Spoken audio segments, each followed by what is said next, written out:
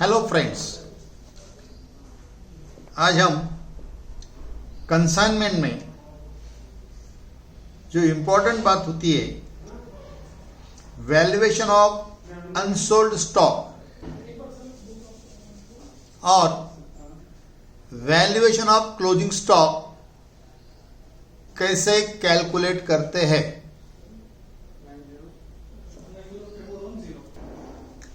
उसका प्रैक्टिस करेंगे। Now we discuss the principles and procedures for valuation of consignment stock. We know that stock should be valued at cost or market price, whichever is lower.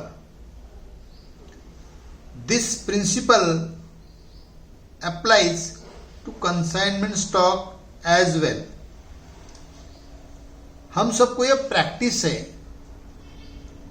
कि closing stock का valuation करते वक्त cost price या market price इनमें से जो कम होता है उससे हम वैल्यूएशन करते हैं, और same principle is applicable for valuation of consignment stock.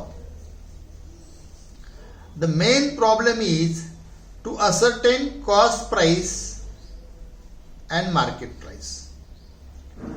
Cost includes all expenditure incurred in bringing the goods to a sellable condition and all expenses incurred for sending goods up to the consignee's place.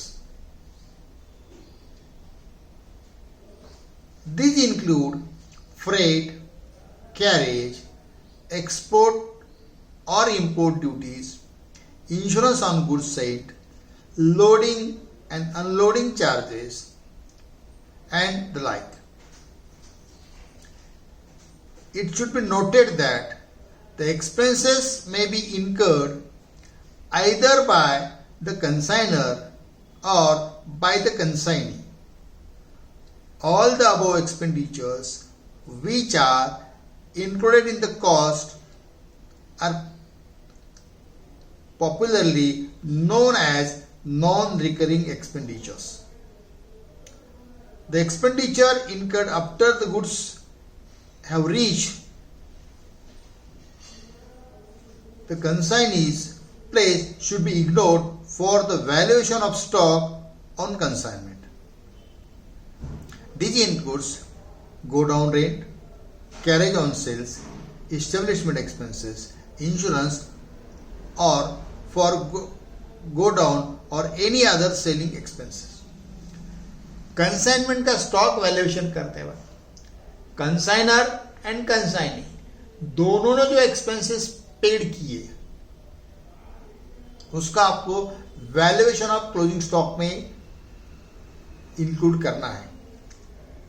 मगर एक बार consignee को goods मिल गए तो उसके बाद के जो expenses होते हैं कंसाइनी ने जो किए उनको इंक्लूड नहीं करते। अब इनमें कौन कौन से एक्सपेंसेस इंक्लूड करना है, जैसे कि cost price of goods sent जो हमने परचेस किया है कंसाइनर ने। Number 2, consignor's expenses such as freight paid by consignor, carriage paid by consignor, loading and unloading charges paid by consignor, insurance on goods sent, export and import duties, dock duties, ये जो expenses consignor ने किए हैं उन सबको include करना है। उसके साथ साथ कंसाइनी ने जो एक्सपेंसेस किए उसके अंदर cartage, loading charges and unloading expense इतने ही इंक्लूड करना है। इनमें अगर कंसाइनी ने बाकी कुछ एक्सपेंसेस पेड किए जिनका हमें while valuation of closing stock करते हो उनको लेना नहीं है, जैसे कि